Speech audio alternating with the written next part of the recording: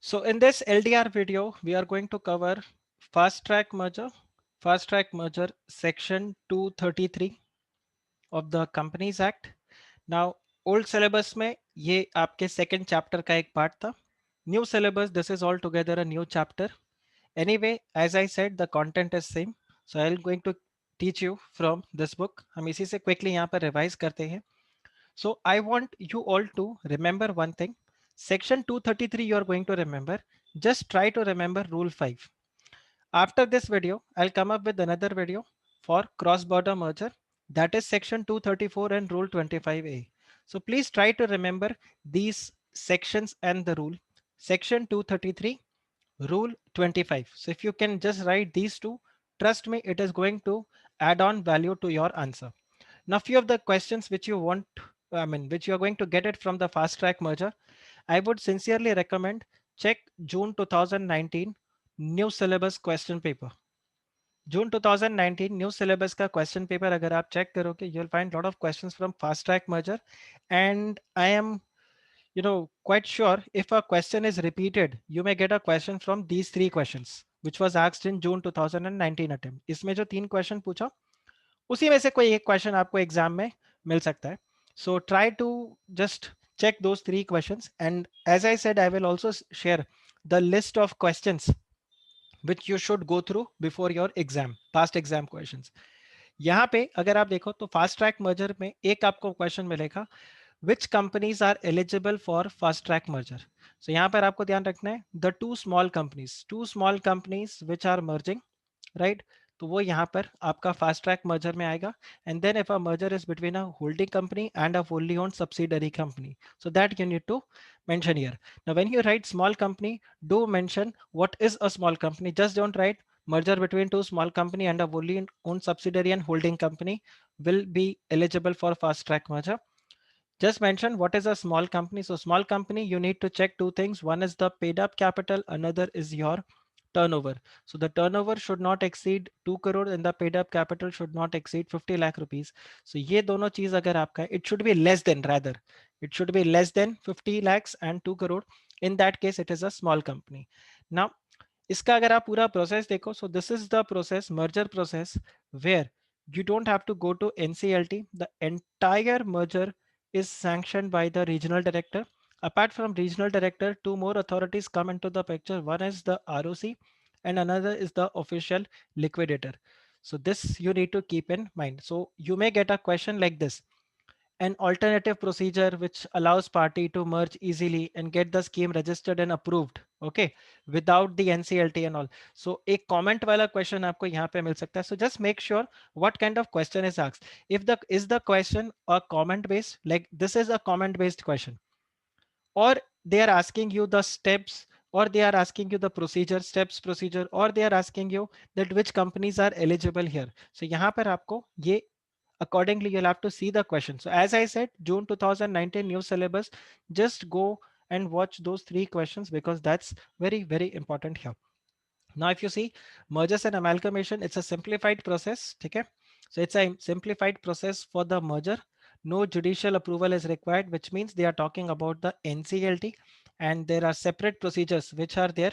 So यहाँ पे जैसे बताया है, without any roadblocks, this means the timeline is less, the compliance procedure and everything is less. Form filings are also reduced here. Now here the fast track merger, so the fast track merger have dispensed the tribunal approval for the mergers. The regional director, registrar of companies and the official liquidator authorizes the approval. So you can get a question that tribunals, certain types of merger do not require NCLT approval, comment. So right, yes, fast track mergers do not require NCLT approval. However, the approval of regional director would be needed, or it is actually the regional director who sanctions the fast track merger. Then the ROC and official liquidator, they send their recommendations and all the filings are done to the objections are being obtained from the regional director and the official liquidator here. So ये आपका part होगा. Legal regime, I have said you, rule 25 you need to remember, and section 233. So this is the Bear Act section. Normally when I teach, I go through the Bear Act, but right now we'll not go to the Bear Act. आप यहाँ पे check करो. So outline आपको यहाँ पर दे दिया है conditions that you need to send a notice soliciting the objections or suggestions from the registrar and from the official liquidator. From them within 30 days. After that, you are going to hold the general meeting of the members. Then you also need to file the declaration of solvency, and then the scheme is to be approved. So this is very important. The scheme is to be approved by 9/10 of the value of the creditors, and majority of the creditors representing 9/10 in the value, and 90% of the shareholders, they should agree. After that, the scheme will be approved, right? So this is there. So 90% part they have not written here. But anyway, you remember that it is creditors and both members. So from members, it is 90%. Okay. So you need to see. After that, you will file the scheme to the ROC, liquidator, as well as to the regional director. So this is central government. Then central government, that's the regional director, is going to obtain the objections from the registrar and the official liquidator. And if no objections are being raised by them, then in that case, the merger takes place, right? And if there is a objection which is raised by the registrar or official liquidator, or let's say the central director, regional director is of the opinion that the scheme is not in public interest, then in that case, it will file the application to the tribunal NCLT within 60 days, and then NCLT will decide whether the merger is eligible for 233 route, or the company should merge under section 230 to 232 route, which is the long route, that is to the NCLT provision. So ये आपको provision यहाँ पर ध्यान रखना. So this is the steps. Okay, so these are the steps which are there, or you can also see these are also the conditions. The steps are also same, the conditions are also similar here. Now accounting treatment and everything is also same. Now what is the benefit? So this can be one of the question again. What are the benefits of the fast track merger? The benefits of fast track merger is you don't need NCLT approval, right? No need to get the special audit conducted by the transferor company. No need to issue the public advertisements and all. It is less cost intensive and less time consuming. Definitely cost wise, both in terms of the professional fees and of the filing fees, NCLT, all those will be less, right? और यहाँ पे अगर आप check करो तो further आपको ध्यान रखना है what is a small company. So ये आपको यहाँ पे स्मॉल कंपनी का definition is there. Then okay, now see, I'll tell you, though this question should not come in a CRI paper, because what are the various advantages of a small company? This is a question which should be asked in your uh, company law paper, that too at the executive level, not in the professional level. But given the fact, like recently corporate funding exam was there on 23rd, so all those from new syllabus who have given the corporate funding paper would agree to this, that there was a question which was asked for right issue, a practical question was asked for right issue. Similarly, the executive students, SEBI, the current attempt, December 2020 attempt only I'm telling you, in SEBI, they have again asked some practical questions. So I'll tell you what happens is, you never know what kind of peripheral question they ask. So let's say instead of asking a merger on fast track, a fast track merger for a small company, they can ask you what are the benefits of a small company.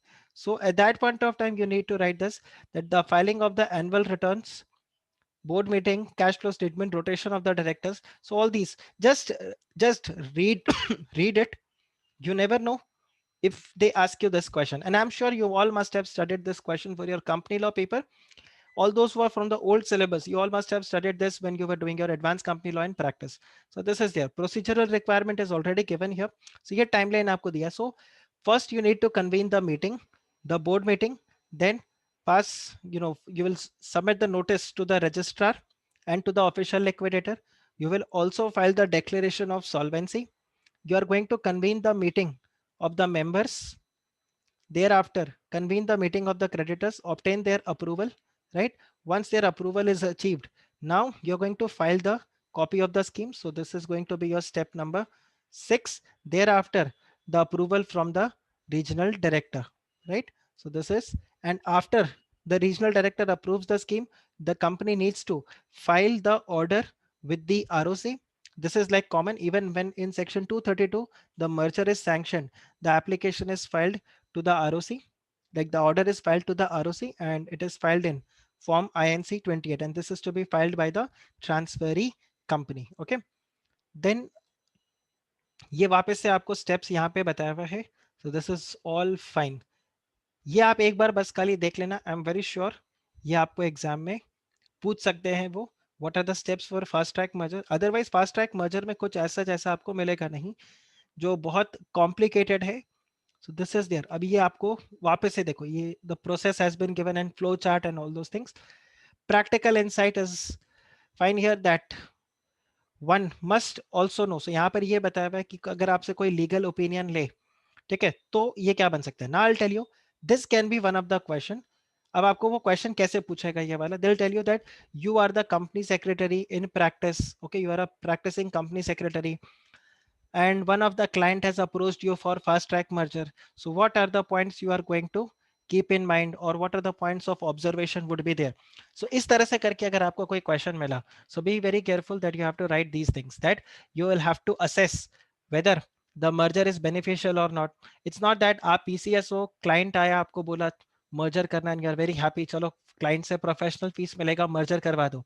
You have to see why they are getting into the merger, right? So आपको ये check करना होगा. Then you also do the due diligence, right?